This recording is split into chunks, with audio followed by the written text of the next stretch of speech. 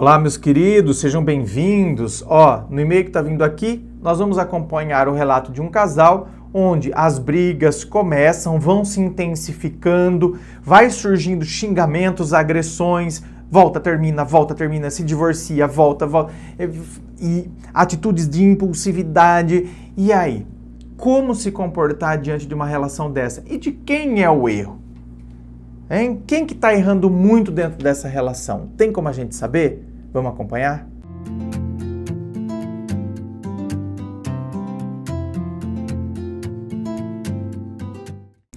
E vamos então ao e-mail dela que diz assim: Olá, André Massolini, me chamo tal, tenho 29 anos de idade e 2 anos que estou casada. Conheci meu marido em 2015, uma pessoa boa e com um coração lindo. Porém, algumas vezes durante o namoro, noivado, se mostrou explosivo em algumas brigas, como quebrar o celular, porque eu olhei o celular dele escondido enquanto ele tomava banho e ele ficou com raiva e jogou o celular no chão. E outras vezes terminava comigo porque dizia que estava cansado de tantas brigas bobas. Ainda assim, nos casamos em 2019, tudo ia caminhando bem, até que no final de 2020, enquanto estávamos em um bar com os meus amigos, ele quis ir para a nossa casa com os meus amigos para jogar videogame. Porém, eu não quis porque, além da casa não estar arrumada, eu passo o dia todo dentro de casa estudando. Não trabalho e só fico em casa estudando para concurso. E por isso, naquele dia, eu só queria ver gente, sair um pouco de casa, coisa que quase nunca faço. E ele ficou irado quando chegamos em casa, dizendo que não faço nada por ele, e assim pegou as coisas dele, foi embora de casa e pediu o divórcio. Nossa, tá vendo? O motivo, por vezes, ele é tão pequeno, né? Mas ele é fruto de vários outros. Então, a gente saiu, foi pro bar, e aí ele chamou os meus amigos para que a gente fosse para casa para jogar videogame. Como a casa não tá arrumada e eu fico o dia inteiro em casa estudando para concurso, eu só queria ver gente naquele dia. Eu te entendo porque o meu trabalho é aqui dentro de casa. Então, por exemplo, o dia de hoje, por exemplo, o dia que eu tô gravando, eu só dei uma saidinha agora são 7:30 da noite. Eu só dei uma saidinha agora, logo após que eu terminei a live, para ir ao mercado, porque não tinha o que eu comer aqui. Então já pensei, né, no que eu vou comer, fui ao mercado só por conta disso, porque senão hoje seria um dia, por exemplo, que eu não teria saído de casa. Para nada, nem na rua. Para colocar o pé na rua, nada. Então, eu sei que eu te entendo, porque tem final de semana, por exemplo, que eu tenho essa vontade de estar num lugar para ver gente. Não quero conversar. Eu não quero conversar. Porque eu não sou assim. Eu não sou de ficar lá batendo papo, eu preciso falar. Não. Só o fato de eu estar num lugar vendo gente. Então, por exemplo, vou eu e meu namorado. Então, óbvio que eu fico conversando com ele, óbvio, evidente, mas eu não tenho essa necessidade de estar com um monte de gente conversando com... Não, mas ver gente, estar num lugar diferente.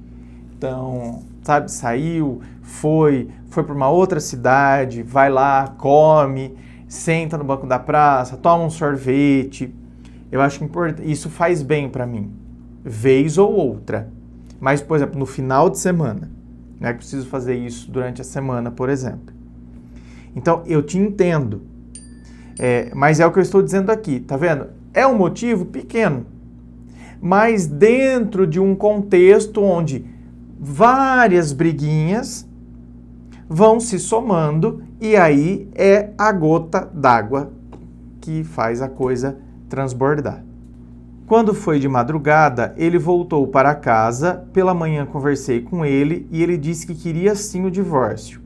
Então insisti muito para ele não fazer isso, mas ele estava irredutível e com isso peguei todas as minhas coisas e voltei para a casa da minha mãe. Passou uma semana, fomos conversar novamente, ele já bem mais calmo e pontuou algumas coisas e acabamos voltando. Tudo ia novamente normal, apesar de eu viver com medo disso acontecer novamente. Até que tivemos uma briga e nessa briga ele começou a gritar comigo e eu falei para ele parar e disse que duvido que os outros maridos de nossos amigos gritavam assim com suas esposas. E ele ficou irritadíssimo quando o comparei com o seu primo e ele disse furioso que sabia que eu era apaixonada pelo primo dele. Nossa, daí o povo tira umas histórias também, né? E com isso saiu furioso da sala, chutando o ventilador que quebrou, deu um murro na porta que amassou e começou a me xingar de todos os nomes possíveis. Puta, vadia. Ah, não rola mais.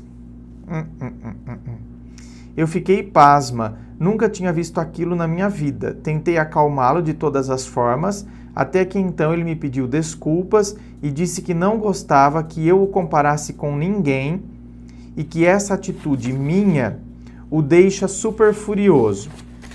Apesar desse episódio, ele é um homem calmo e paciente na maioria das vezes. Olha, essa semana ainda, num dos vídeos que foi ao ar aqui, nesse vídeo das 19 dessa semana, eu falei sobre pessoa agressiva. Que às vezes o cara é calmo, tranquilo, mas ele tem esses rompantes de agressividade. Tem que tomar cuidado. Passando isso, em 2021, começou um período conturbado entre nós, devido à falta de recursos financeiros e eu não ter conseguido passar em nenhum concurso, e somado ao fato de que ele acreditava que eu passaria nesse concurso e ajudaria nas despesas de casa. Começamos a nos desentender em vários aspectos. Ele já não era mais carinhoso comigo, quando saíamos ele não pegava na minha mão, e quando questionei isso, ele fez foi brigar comigo. Ele já não queria mais dormir no mesmo quarto que eu e falava que não queria me atrapalhar porque ele sofria de insônia e ficava se mexendo muito. Eu dizia que não me importava e que queria que ele dormisse comigo sim, porém só às vezes que ele dormia. Tá, e só agora que começou a insônia? Porque, não, a insônia sempre existiu. Tá, e agora é que ele usa a insônia como justificativa para não dormir mais comigo? Não, porque tem coisas, gente, que, sinceramente, se a pessoa falasse para mim, e se a insônia vem desde o início do nosso casamento, e agora a pessoa fala, eu tenho insônia, então vou dormir no outro quarto, porque assim eu não te atrapalho. Eu falaria, tá, e eu sou o bozo, o palhaço de todos vocês. Me poupe, né? Eu sou o bozo. Olha, alô criançada, o bozo chegou, trazendo alegria. Não dá, né, gente? Agora, não, André, a insônia começou agora, nesse período, de um mês pra cá. Tá, então, beleza, então tá válido o argumento. Né? Tá válido. Mas eu não me importo. Não, mas eu fico me mexendo a noite inteira, então às vezes quero levantar, então eu vou dormir no outro quarto. Tá, beleza. Ok, tranquilo.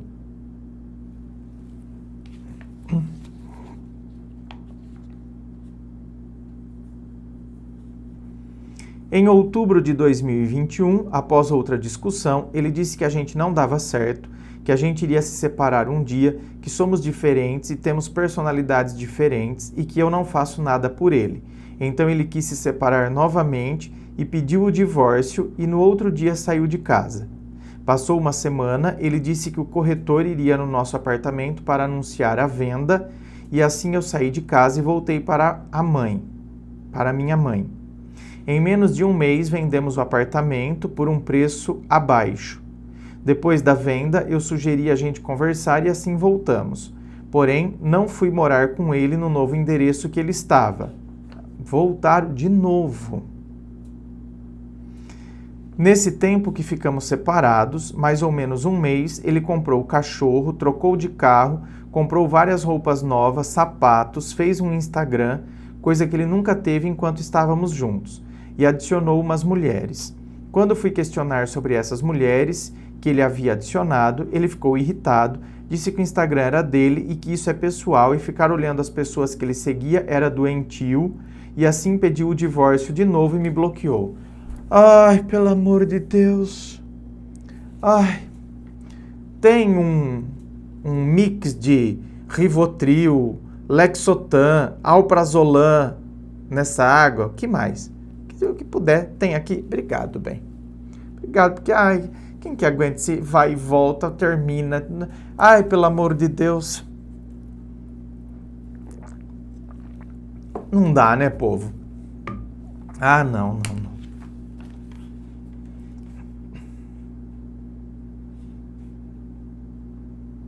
Depois de uma semana, ele me desbloqueou e começou a puxar assunto comigo e me pediu desculpas por tudo que me fez passar e que não tinha conhecido ninguém e nem ficado com ninguém e assim voltamos novamente.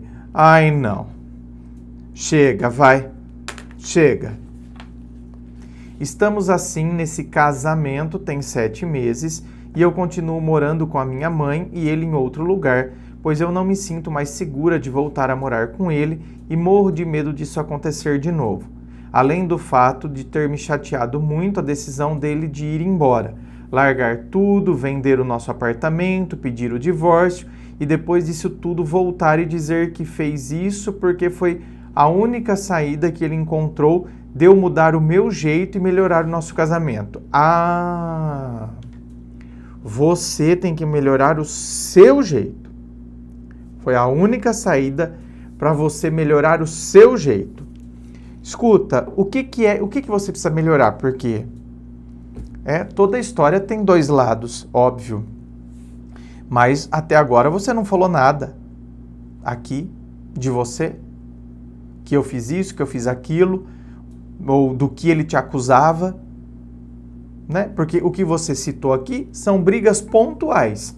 Então, brigamos porque ele queria jogar videogame e eu não queria que a gente fosse para casa para ficar jogando videogame. Então, rolou toda aquela briga. Depois foi a briga porque você comparou ele com os outros. Olha, eu acho que os outros maridos... E aí você falou que provavelmente o primo dele não trataria, não faria isso. É ruim mesmo ficar comparando. Mas eu entendo o seu argumento. Eu entendo que você quis comparar com o círculo de pessoas. Olha, das pessoas eu duvido que os maridos gritem desse jeito, tratem desse jeito com as esposas deles e tal. Seu primo, por exemplo, acho que nunca faria isso com a esposa dele. Aí ele já fala que você era apaixonada pelo primo dele. Então, o que é que você precisa mudar? Porque assim, aqui não tem como eu comentar isso. Não é, gente? Eu não posso falar, não, minha querida, ele que é o errado. Ele tá agressivo. Isso é perceptível. Você tá vendo que a agressividade tá aumentando. Ela tá aumentando gradativamente. Então, essas explosões. Então, eu não posso falar que ele seja o grande culpado, porque você não está falando nada de você aqui. Então, parece que, nossa, né?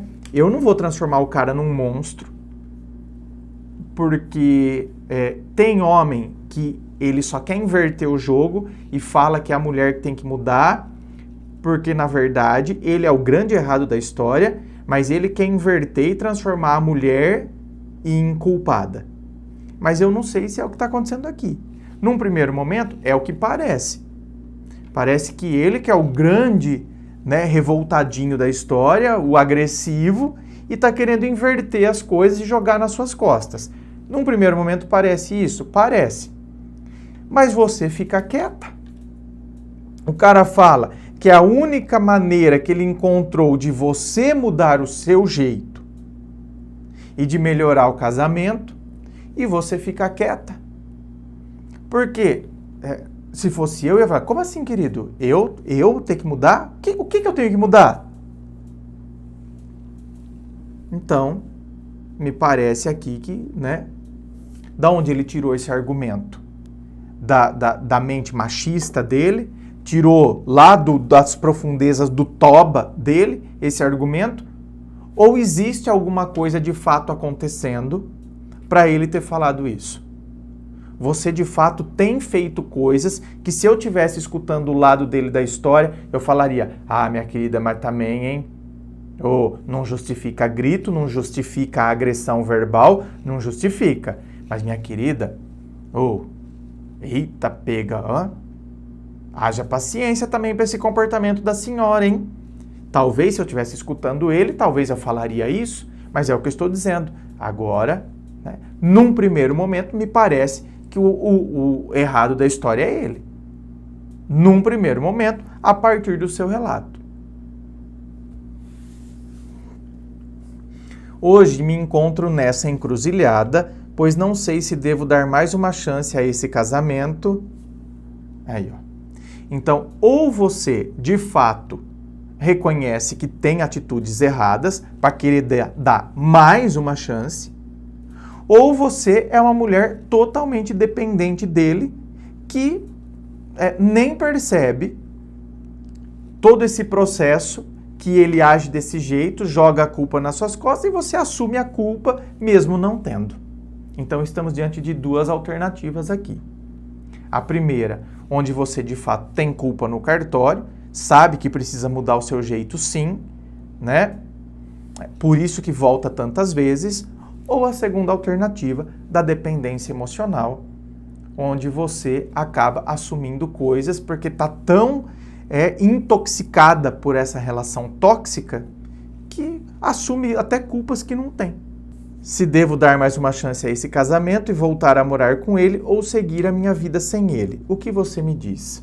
Minha querida, aqui, independente das duas alternativas que eu dei antes, independente de você ter contribuído para que essa relação também desandasse, independente disso, independente de ser uma relação tóxica por parte dele, ele ser o cara totalmente tóxico, eu não acredito que vale a pena seguir de jeito nenhum.